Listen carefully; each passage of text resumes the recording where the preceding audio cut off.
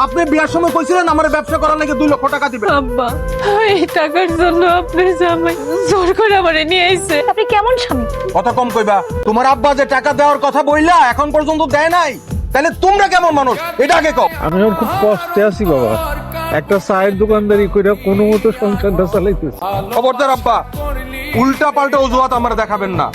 এই যে আপনার মেয়েটারে আজকে রেখে গেলাম, কালকের মধ্যে যদি ব্যবসা করার লাগে 2 লক্ষ টাকা জোগাড় করতে পারেন তাহলে তো আমি আপনার মেয়ে নিয়ে গেলাম, আর যদি জোগাড় করতে না পারেন তাহলে ফয়সালা কালকেই দিন। আব্বা তুমি এমনি চুপ করে থাইকো না, কিছু একটা ব্যবস্থা করো। তার লোক আমি সংসার করছি, আমি জানি সে কিরম মানুষ, যা বলছে তাই করব। আমার মাথায় কাজ করতেছে না, একদিনের মধ্যে এতগুলি টাকা আমার কে দিব? বাবা এতগুলো টাকা কই থেকে জোগাড় করবে? চাইলে মনে হয় আমার সংসারটা আর টিকবো না। কান্দিস না, আমি দেখি আজকে দিনের মধ্যে টাকা জোগাড় করা যায় কিনা। আমাকে এই বাড়ি ভিড়ে ছাড়া তার কোনো সম্পত্তি, ওই স্যার দোকান দিয়ে তো আমাকে 2 বেলা 2 মুঠো ভাত জোটে। আমারে তালাক দিয়ে দেব। তুমি আব্বার আর কয়টা দিন সময় দাও, কিছুদিনের মধ্যে তোমার ব্যবসার টাকা সব জোগাড় করে দেব।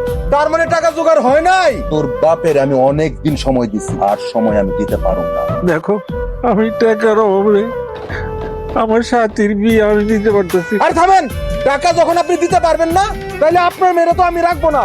এটা কোন ধরনের কথা বলেন দুলা ভাই? আপনি সামান্য যৌতুকের টাকার লেগে আপনার সংসার ভেঙে দিবেন? আরে এই সামান্য টাকাটাই তো তোর বাপ এখন পর্যন্ত দিতে পারে নাই। আমি এখনই তোরে তালাক দেব।